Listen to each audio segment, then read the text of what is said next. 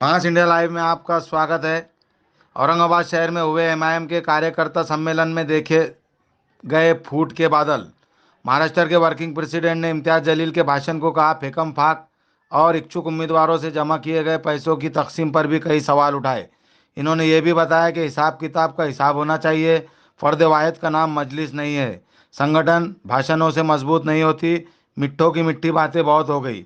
अब कुछ तल्ख हो जाए तो क्या कोई बात हो। फेकम फाक भाषण करने के बाद तुम मंडप वालों के पैसे भी नहीं देते। तुम क्या क़यादत करोगे। 5 साल गुजर गए, तमाम नगर सेवक जहाँ के तहाँ रह गए। मकामी लीडर की गलत पॉलिसी इसकी वजह बनी। गफ्फार कादरी ने ये बात दो टोक कही कि इख्तिलाफ तहजीब के दायरे में रहकर करे, वरना मैंने भी कोई चूड़ियाँ नहीं पहनी है। मास इंडिया जानना चाहता है कि इस तरह से मजलिस में दो गुट बनकर तैयार है। कोई किसी की सुनने तैयार नहीं। कोई अपनी दाल पर रोटी खींचने के फिराक में है। तो आम जनता का क्या खाक भला करेंगे और क्या इत्तेहाद और इत्तेफाक पैदा करेंगे। मास इंडिया के साथ अजीम खान की खुसूसी रिपोर्ट। शह नशीन पे मौजूद मजलिस इत्तेहाद मुस्लिमीन के सदर मोहतरम हमारे खासदार मोहतरम इम्तियाज जलील साहब, मौलाना महफूजुर रहमान साहब, नासिर सिद्दीकी साहब, अरुण बोडे साहब, मुंशी पटेल साहब, प्रभाकर पालदे जी, समीर साजिद बिरदर साहब, इरशाद भाई, कुनार खरार साहब, तमाम जिम्मेदारान जो मंच पे बैठे हैं, और शहर सदर जनाब शारिफ नक्शबंदी साहब जिन्होंने इस प्रोग्राम को मुनाफिद किया है, मेरे सामने बैठे वाले साबिक़ा कारपोरेटर्स, मजलिस के ज़िम्मेदारान, मुहिबान मजलिस, नौजवान साथियों, अस्सलाम वालेकुम, जय भीम जय भीम। शहर की या कुछ हद तक ज़िले की मीटिंग ऐसे बड़े हाल में पहली बार हो रही है कोविड के बाद। क्या आप चाहते हैं मैं दिल से बात करूं, क्या फिर फेकम फाक धुआंधार भाषण करूं? क्या मैं ये कहूं कि तुम भी अच्छे, मैं भी अच्छे, सभी अच्छे, और ये कहूं कि स्टेज से एक बात और अमल से दूसरी बात। अजीजा ने गिरामी, मैं आज दिल से बात करना चाहता हूं और साफ दिल से बात करना चाहता हूं। गुज़िश्ता टाइम फार्म हाउस पे एक फंक्शन हुआ। शारिफ नक्शबंदी साहब ने हमसे 15 कारपोरेटर्स को इनाम देने का, अवार्ड देने का काम किया। मेरा मानना यह है, मजलिस की ताकत ये नौजवान है। मुझ जैसा नेता आएगा और जाएगा, आमदार आएगा जाएगा, खासदार आएगा जाएगा, मजलिस की क़ियादत टिकेगी बैरिस्टर असदुल अवैसी के खानों पर। हमने इस बात पे ज्यादा तवज्जो नहीं की कि संगठन को मजबूत किया जाए। कारपोरेटर तो हमारा चेहरा है। मैं ये बात क्यों कह रहा हूं? मेरे सामने कहा गया कि फलाने कारपोरेटर ने अपने वार्ड में 17 कोटी का काम किया। मैं बहुत खुश हुआ। मैं हैदराबाद में कारपोरेशन के चुनाव के सिलसिले में 2-3 वक्त गया, तो मैंने देखा कि बैरिस्टर असदुल अवैसी साहब वो जो वार्ड का अध्यक्ष है उसके खाने पे हाथ रखते, उसको साथ में रख के फिरते, फिर बूथ के अध्यक्ष आ जाते। मेरे समझ में नहीं आया। मैंने बिठा के पूछा, ये बूथ का जो अध्यक्ष है, ये जो वार्ड का अध्यक्ष है, इतनी ताकत से क्यों काम करता है? तो बाद में मालूम हुआ कि वार्ड में जो कुछ भी काम होता है उसका कुछ भी कुछ मनफियत, उसका कुछ फायदा वो बूथ के अध्यक्ष को, वार्ड के अध्यक्ष को पहुंचता है। आप मैं तारीखी बुनियाद पर, इस्लामी बुनियाद पर कर रहा हूं। फतेह मक्का के बाद मेरे आका ने ताइफ की वादियों को फतह किया, खातिमुन नबीन ने फतह किया और बहुत सारा माल गनीमत जमा हुआ। फतेह मक्का पे जब हुआ तो सहाबा की जम्मे गफीर मदीना से आई थी और मदीना से आने के बाद जब माल गनीमत आका रसूलुल्लाह सल्लल्लाहु अलैहि वसल्लम ने तकसीम किया तो उन्होंने मक्के वालों को जिन्होंने इस्लाम कबूल किया था उनके बीच में तकसीम किया। उस जमाने के जो मदीने के सहाबी थे उनकी मीटिंग हुई। उन्होंने कहा अब चूंकि मक्का हुजूर सल्लल्लाहु अलैहि वसल्लम के रिश्तेदार नौज़बिल्लाह मुसलमान हो चुके हैं, तमाम दौलत उनको दी जाए। हुजूर को तकरीर करना पड़ा, हुजूर को समझाना पड़ा कि अब मैं तुम्हारे बीच रहूंगा। ये नए नए मुसलमान हुए थे, हमने उनको उनका हिस्सा दिया, उनके तारीफ खल्क के लिए, उनके सुकून के लिए मैं आपको भी दूंगा। अजीज़ान गिरामी, वो जो हुजूर के साथ में सहाबा कराम थे, हम तो गुनाहगार मुसलमान। दुनिया में मसाइल वही पैदा होते हैं जब वसाइल की तकसीम का मसला आता है। मेरी अदबाना गुजारिश है, अगर मैं मेरे वार्ड में 25 लाख का काम कर रहा हूं तो कहीं ना कहीं उस गरीब बच्चे को मैं मदद करूं, उठाऊं, जिसने अपनी मेहनत से, कोशिश से मजलिस को मजबूत किया। अगर हम ऐसा करेंगे तो एक टीम बनेगी। मैं हमेशा कहना चाहता हूं कि आपने मजलिस को क्या दिया और मजलिस ने आपको क्या दिया, इसका भी हिसाब किताब होना चाहिए। विकास रेट के बहुत अच्छा, मैं सर पे बिठा के फिरूं, कोई मतलब नहीं। गंगाधर ढगे बहुत अच्छा, नहीं। आपने मजलिस को क्या दिया? इन गरीब कार्यकर्ताओं को कम से कम फूल की पंखड़ी तो भी दी क्या? अगर गफ्फार कादरी 80,000 वोट कर इनकी कोशिश चुन के आया और दवाखाने में खड़े भी नहीं कर रहा, बाजू बिठा भी नहीं, चाय को भी नहीं पूछ रहा, तो ये अच्छी बात नहीं। और कोई भी शख्सियत बशमूल डॉक्टर गफ्फार कादरी के, कौन परेशान होगा भाई? बशमूल डॉक्टर गफ्फार कादरी के, इम्तियाज जलील के, हम सब बैरिस्टर असदुद्दीन अवैसी हमारे कायद। मैं एक बात कहना चाहता हूं, इम्तियाज जलील साहब, आपसे भी गुजारिश है कि इस सिलसिले में वर्कआउट कीजिए। क्या हम हमारे कारपोरेटर्स, अवामी नुमाइंदों के जरिए क्या हमारे कार्यकर्ताओं को मदद कर सकते हैं? क्या उनको खड़े कर सकते? भाई, आप वक्फ बोर्ड के मेंबर हैं, वक्फ बोर्ड के जमीनों के केसेस चल रहे हैं, कुछ ऐसा इंतजाम भी कीजिए कि बेरोजगार नौजवान, कुछ हेल्थ सेक्टर में काम करने वाले, किसकी दुकान हो जाए, किसका कुछ हो जाए। क्योंकि मैंने महसूस किया, मैंने वक्फ एक्ट की पूरी स्टडी की है। वक्फ की जमीनें 3 मकासद के लिए दी जाती हैं, एक कमर्शियल, एक एजुकेशनल, एक हेल्थ की बात होती है। तो यकीनन वक्फ बोर्ड की बात है। इम्तियाज जलील साहब से मेरी गुजारिश है, ये फैक्ट्रियां सब किस जमाने में आपके पास थी पोल्यूशन बोर्ड के तहत, आज आप जिले के हम खासदार हैं, हमारे कुछ बच्चों को फैक्ट्री में नौकरियों की कोशिश कीजिए। इम्तियाज जलील साहब, हमारी आपसे मांग है, आप हमारे कायद हैं, आप हमारे नेता हैं, हम आपसे हाथ पकड़ कर मांग करते हैं और इंशाअल्लाह मुझे उम्मीद है कायद मोहतरम इस बात पर गौर करेंगे। तो पहली बात, संगठन मजबूत मोहतरम पारदे साहब भाषण से नहीं होता,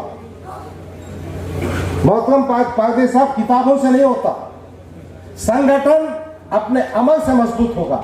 अगर मैं हमारे हाजी साहब का विश्वास नहीं जीत सका और अपनी ही दुकान चलाते बैठा तो मैं संगठन मजबूत नहीं कर सकता, मैं अपनी तरह मुस्तहकम हो सकता। तो पहली संगठन के सिलसिले में कहना यह है। और दूसरी बात, अगर वार्ड का बूथ अध्यक्ष भी बना दे, अपन वार्ड अध्यक्ष भी बना दे, उसका क्या मुकाम है? वो बेचारे ने इलेक्शन में भागना, कारपोरेटर को चुन के लाना, और जब काम आएगा तो मेरा बेटा करेगा, मेरा बाप करेगा, मेरा भाई करेगा, वो कार्यकर्ता झकमाते करेगा।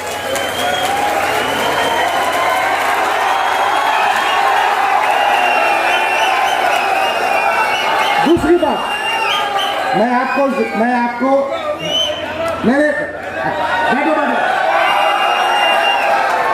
देखो देखो, मैं सुना था किससे, ऐसे मीठे बातें बहुत हो गए, सुनो, सुन के देखो। अरुण बोडे की मेरी कोई पहचान नहीं थी,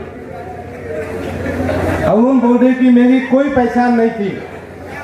रात के 2 बजे रियाज, शोएब और दूसरा अपना बच्चा नहीं, उनका क्या है, मेरा सब मेरे पास आके बैठे, आके क्या बोले कोने में जाके, डॉक्टर साहब इसको टिकट दो, ये अब टिकट दिए तो चुन के आएगा, हमारा ख्याल करेगा। उसी भावना के तहत मैंने टिकट की कोशिश भी की। इम्तियाज भी याद है आपसे, तो अपनी नाइट तफा की थी। तो मेरा मानना यह है कि कहीं ना कहीं हमारे पास है क्या, ना मंत्री है, पूरे महाराष्ट्र में 2 आमदार है, 1 खासदार है, कारपोरेशन में 7 मेयर बनेंगे, शाहिद भाई की बात इंशाल्लाह बनेंगे, मगर जो चीजें हैं उसमें अपने काम तो करना पड़ेगा ना। मेरी मुस्तकिल कोशिश यह है, जो मुस्तकिल गुजारिश कि हमने, हमारा जो वार्ड अध्यक्ष है वो ज्यादा अहमियत का हमें है कारपोरेटर के मुकाबले में। हमारा बूथ का अध्यक्ष ज्यादा अहम है कारपोरेटर के मुकाबले में। भाई आपको भी जिंदगी में कुछ मकसद है ना, आपको भी आगे जाना है ना, तो संगठन को मजबूत करने के लिए अब उन्हीं को हम टिकट देंगे जो हमारे वार्ड अध्यक्ष, बूथ अध्यक्ष और संगठन का काम करेगा। मैं किसी पे टीका नहीं करना चाहता, हमको बहुत चीजें बाद में समझ में आई, हम भी जुम्मा 8 दिन से पॉलिटिक्स में थे, मगर जब चीज समझ में आएगी तो खुलकर बात करेंगे। कि तो मजलिस में हम मौजूद हैं एक अच्छे जज्बे के तहत। आपको ताज्जुब होगा हमारा कायद बैरिस्टर असदुद्दीन अवैसी कितनी मेहनत करता है, हम उस पर कुर्बान होना चाहिए। और किस लिए मेहनत करता है? देखो, ये संगठन थी, ये आपकी ताकत थी। जब औरंगाबाद में दंगा हुआ, हमारे साथी कैसा डट गए थे, कैसा डट गए थे। वो रात मुझे याद है, मुझे मेरे साथियों का नाम भी याद है, सामने बैठे, कितने मैंने से ताकत की। अगर वही जज्बे को कायम रख के हम काम करेंगे ना तो कामयाबी हुई। फसाद के मौके पर यकीनन मेरे नौजवान बहादुर, अब उसमें नासिर भी है, उसमें अजीम भी है, उसमें फिरोज भी है, उसमें बाकी सब लोग मौजूद, अमजद चाचू मौजूद है, ये सब मौजूद है। हम मुकाबला किए, हम डट के लिए, और हमको ये बात नहीं भूलना चाहिए कि मेरे कायद मोहतरम मुस्तकिल हमसे टच में। आपको ये सुनाता हूं, मैं जिस दिन दंगा फसाद हुआ था, मैं सुबह देर से 8 बजे सोया था, और ये बोल के सोया था कि मुझे नहीं उठाना। 8:30 पौने 9 बजे के आसपास जिब्रान खादी मेरे पास फोन लेके आया, अब्बा जी असद भाई का फोन है, बात करो। मैं बात किया, हाँ डॉक्टर मैं जा रहा हूँ, तो he was going to some other out of country, मैं आपसे बात कर लेता हूँ और उसके बाद 4 घंटे लगेंगे, मेरी बात नहीं हो पाएगी। मुझसे पूछने का क्या प्रॉब्लम है, किसकी क्या मदद करना है, वो नुकसान फ़ायदा छोड़ो, इंसानियत की बुनियाद पे सबकी मदद करो। तो मैंने कहा साहब हम कर रहे हैं, कुछ होशियारी की बात मत करो, कितने दुकान जगह क्या करें बताओ मुझे। मैंने कहा साहब कुछ पैसे भेजने की ज़रूरत नहीं, मैं सब करता हूँ।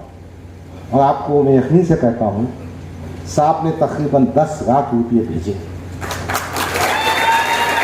अब कैसा पैसे दिए मालूम?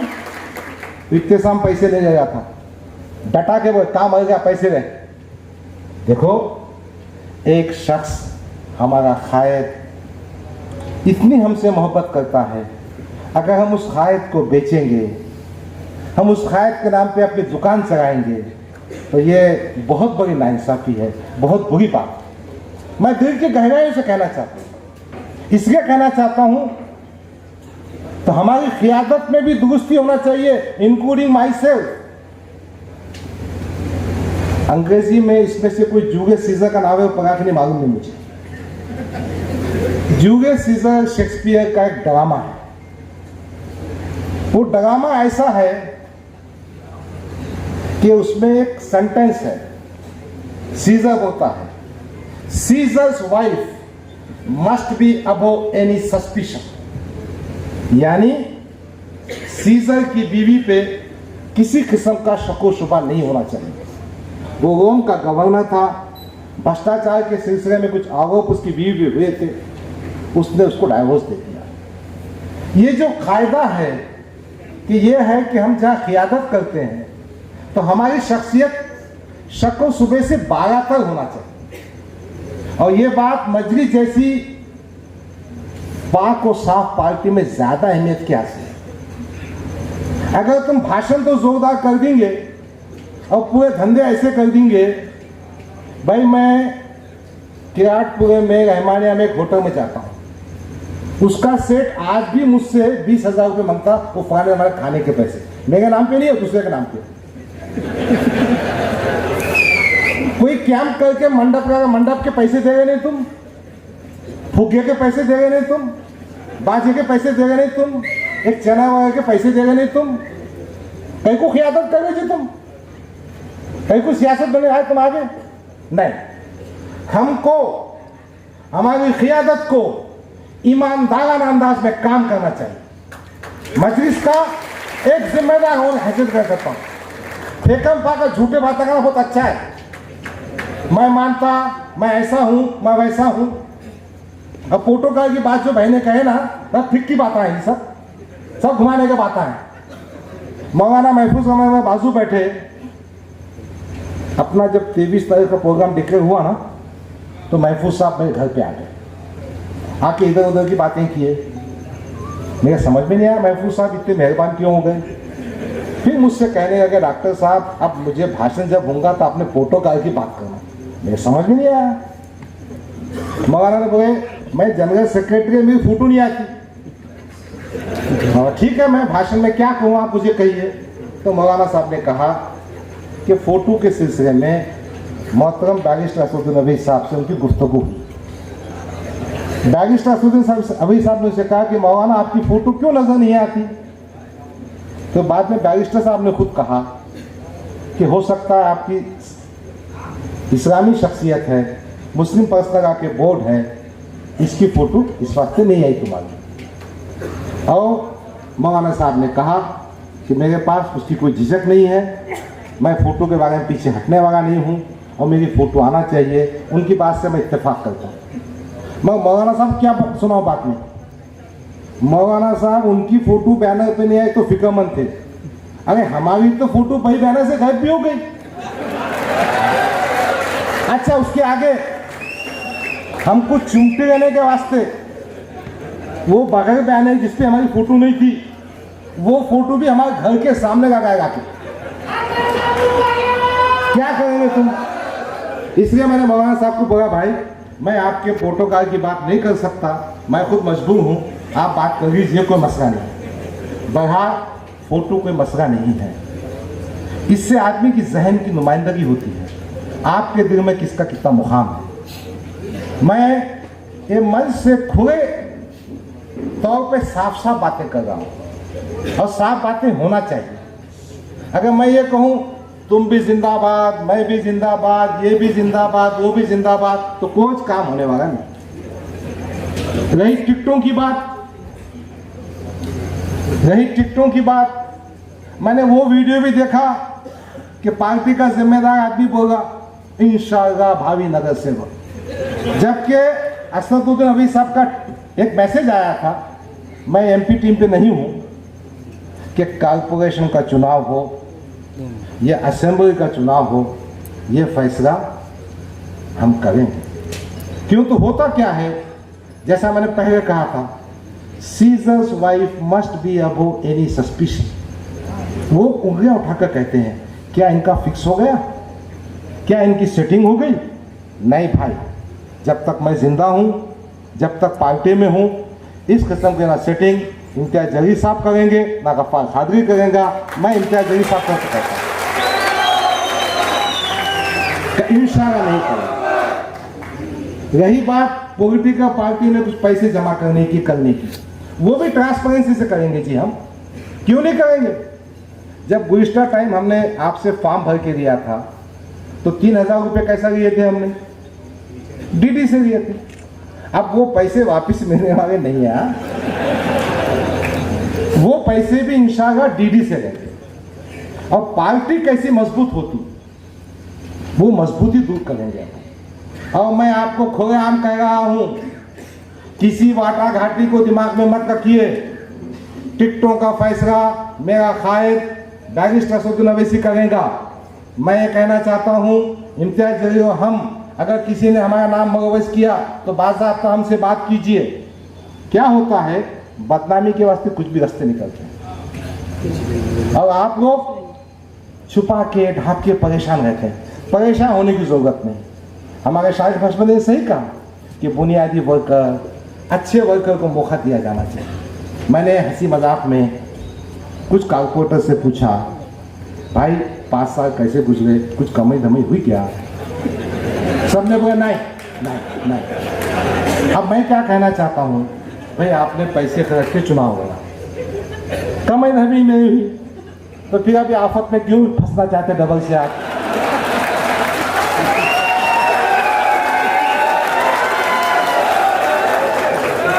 यकीनन हमारे तमाम कारपोरेटर्स ने ईमानदारी से काम किया, विकास के काम किए, घर के पैसे लगा के काम किए। इनकी इन खुबानियों को देखते हुए अगर जो महसूस करता है मैंने बहुत खुबानियाँ दे दिया, तब इसको खुबानी दे दो ना, इसको खुबानी दे दो। बगा ये सब बातें इसलिए कहना थी, कुछ बातें और कहना चाहता हूँ। नासिर भाई, प्रोटोकॉल की बात नहीं, अपन बिहार का असेंबली चुनाव जीतने के बाद, और साफ कान खोल के सुन लो जो सुनना चाहता है, बिहार का इलेक्शन जीतने के बाद प्रोसेशन निकाला गया। शारीरिक नक्शबंदी मेरे बाजू आके कोई डॉक्टर साहब को संभालो, कोई पत्ता मारने वाला है, कोई फेंकने वाला है तुम्हारे आंग पे, तो कोई तुम पीटने वाला है, कोई गिराने वाला है। इस किस्म की नौबतें की जो हरकत करेगा, पार्टी से हट के भी और पार्टी के अंदर रह के भी दफन करूंगा उसको। मैं खोल के बोल रहा हूं, हमें भी इज्जत नफ्स है। इख्तिलाफ होंगे, इख्तिलाफ तहजीब और महसिब दायरे में कीजिए आप। अगर आप समझते हैं फिजिकली हमको हर्ट करेंगे, हम बर्दाश्त नहीं करेंगे। इसलिए मैंने इम्तियाज जलील साहब से कहा था कि मीटिंग बुलाओ, सबको बताओ प्रोटोकॉल क्या है। नहीं गफ्फार खादी तुम पत्थर फेंक के मारेंगे कि चूड़ा पहन के बैठा मैं भी, के कान में फूल है मेरे। सियासत में हूं अपने विखाल से हूं, सियासत में हूं अपने इज्जत से हूं, और इंशाल्लाह अच्छे काम करूंगा। और मुझे पूरी उम्मीद है कि मेरा कायद इम्तियाज जलील साहब, मैं उनको अपना कायद मानता हूं और मानता रहूंगा। इंसाफ देंगे। थोड़ा मामले में देर हो गई, हमने उनको ही कहा कि भाई क्या मामला है, फिर भी देर आए दुरुस्त आए, मीटिंग हो गई है। और कुछ चीज़ों में लोगों ने उतावले बनने की जरूरत नहीं। अगर इतने उतावले बन गए, नारेगांव की हमारी विजिट हमने फेसबुक पे डाले 4:30 बजे, कोई साहब 12 बजे पहुंच गए। अरे क्या जरूरत पड़ी इतना उतावले होने की? क्या उतावले हो गए तुम? अब किससे संघर्ष कर रहे? साफ साफ बोलो, साहब तुम मत जाओ। कहीं ना कहीं डिसिप्लिन होना पड़ेगा कि नहीं होना पड़ेगा? खाली मीठे बात था, फोटो का मैं मौलाना को बोल दिया, मौलाना तुम्हारी फोटो पोस्टर पे रखो, तो हमारे दिल में है। मौलाना मुतमईन होंगे ना तुम इससे? नहीं होंगे? हो जाएंगे? हो जाएंगे कहते? नहीं नहीं बोले। तो भाई एक बात मैं बहुत जिम्मेदारी से कहना चाहता हूं, हमारा कायद, महाराष्ट्र का सदर, मजलिस इत्तेहाद मेंबर ऑफ पार्लियामेंट हमारे कायद है। आप अपने जहन में बशमूल मैं कोई गलतफहमी ना रखते हुए अच्छे काम करेंगे। हम मजलिस को मजबूत करेंगे। हमारी सफ़ों में अब कुछ आगे होगा, उनको भी नीट करेंगे, सुधरने का मौका देंगे। आगे देखिए क्या क्या होता है। बघार इस स्टेज से मैंने बहुत खुद से बात, दिल से बात की। और आने से पहले इम्तियाज़ जलील को बोल के भी आया कि इम्तियाज़ जलील साहब भाषण बहुत हो गया। अब इम्तियाज़ जलील साहब ने, मैं आप सबके तरफ से गुजारिश कर रहा हूँ, एक खाने की जंगी दावत अपने जेब के पैसों से करना चाहिए। आपकी मांग सुनी है? सबका पार्टिंबा है क्या? तालियां बजाओ। और ये दावत में कोई स्पॉन्सर नहीं रहेगा। इम्तियाज भाई की खुशकिस्मती स्पॉन्सर बहुत मिल जाते होंगे। सर हमको स्पॉन्सर मिलता ही नहीं, होगा हम कुछ अटक देते। तो बहरहाल मुझे किसी से कोई शिकवा नहीं, मेरी बातों से किसी की दिल आज़ारी मकसूद नहीं, मगर कुछ बातें अपन खुल के करना चाहिए और साफ गोई से बात करना चाहिए। अपन एक ख़ानदान है, अपन एक फैमिली है, अपने ख़ानदान का हेड इम्तियाज़ जलील है। और अगर कोई शिकायत भी है तो इम्तियाज़ जलील को बोलना चाहिए। असद साहब ने कुछ मैसेज दिया था, अब वो मसला मेरा उनके बीच का है। असद साहब ने लिखा था कि हफ्ते में 2 दिन डॉक्टर साहब ने इम्तियाज़ जलील साहब खाना खिलाना चाहिए और 2 दिन गफ्फार खालिद ने खिलाना चाहिए। अभी मैं इस कोशिश में हूँ कि साहब मुझे कब दावत देते, मौलाना तुमको भी जाऊँगा, फिक्र मत करो। तो बहरहाल इसके पीछे मकसद क्या है? देखो, जब तक आप दूर रहेंगे ना, चीज़ें समझ में नहीं आती। मैं बाहर बैठ के कुछ भी सोचते बैठा, अरे इम्तियाज़ जलील साहब का गेम है, गफ्फार खालिद का गेम है, ये शारिक का गेम है, ये शोएब का गेम है, ये कुनाल का गेम है। गेम कुछ और करते होगा, नाम किसका बदनाम करते। तो बहरहाल इम्तियाज़ भाई साहब से हमारी सब की तरफ से एक पार्टी के जिम्मेदारी की हैसियत से, साहब तो देखो ना, इधर देख ही नहीं साहब, तुम ऐसा मत करो साहब, कम से कम देखो ना साहब। तो गुजारिश ये है, नान खरिया। अब दूसरी गुजारिश सुनो, इसमें जिले के लोग नहीं। देखो, कन्नड़ से तुम खाना नान खरिया खाने को बुलाएंगे। हमारे पास एक साथी है हाजी अख्तर, बड़े गाँव में रहते, बहुत निकले वाले हैं वो। उनको दावत दी हमने, कहाँ पे? सानी फार्म हाउस पे। तो आहिस्ता से पूछे, नान खरिया है क्या? हाँ। वो जाने आने को 50 रुपये कहे को मैं नहीं आता वो। तो गांव के लोग नहीं आएंगे, तो साहब ने कन्नड़ में एक, वैजापुर में एक और अपने खुदाबाद गंगापुर में एक मुकामी तौर पे करना चाहिए और हमको इंडिपेंडेंट करके देना चाहिए। मैं कन्नड़, गंगापुर, खुदाबाद, वैजापुर की बात इस बात से कर रहा हूँ कि मैं अपने आप को प्रदेश का वर्किंग प्रेसिडेंट समझता हूँ, उनका भी मेरे पे हक है। बहरहाल क्या साथ में चला फोगम गई सोए गाँव सब होना चाहिए। बहरहाल सुनो ना, ये सब बातों के पीछे मकसद ये था कि मजलिस इत्तेहाद मुस्लिमीन को अच्छा मुस्तकबिल है। मजलिस इत्तेहाद मुस्लिमीन ये जो प्रभाग सिस्टम आया ना, उससे पार्टी के नगर सेवकों की संख्या बढ़ सकती है। हम प्लानिंग से, सलीके से काम करेंगे, मिलजुल के काम करेंगे, एक दूसरे की टांग नहीं खींचेंगे और अपनी क़ियादत की सरपरस्ती में काम करेंगे, तो इंशाअल्लाह आइंदा के इंतखाबात जीतेंगे। एक छोटी सी बात मैं कहना चाहता हूँ, संगठन को भी 2 चीज़ों का ट्रीटमेंट होना चाहिए। हमारे पास साइकोलॉजी में एक प्रिंसिपल है, reward and punishment.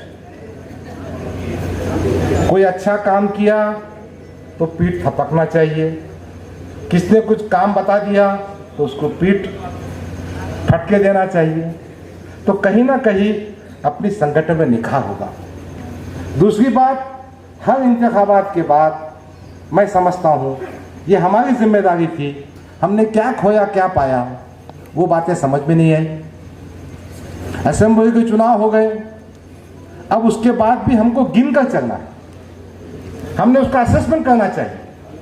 Gaffar Qadri पूर्व का इलेक्शन हार गया, मेरी किस्मत में हार थी, मैं हार गया, मगर मुझे सोचने का तो हक है कि कहाँ कहाँ मैं चुका, किस किस ने चुकाया।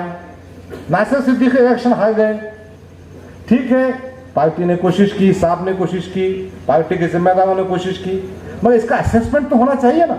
अरुण बोर्ड इलेक्शन हार गया क्यों? तो हम समझते हैं मजलिस इत्तेहादुल मुस्लिमीन हमारे दिल की आवाज़ है, हमारी तहरीक है, हमारी जान है, हमारी मोमेंट है, हमारी क़ियादत, हमारी उमंगों का मरकज़ है, हमारी ख्वाहिशों का मरकज़ है।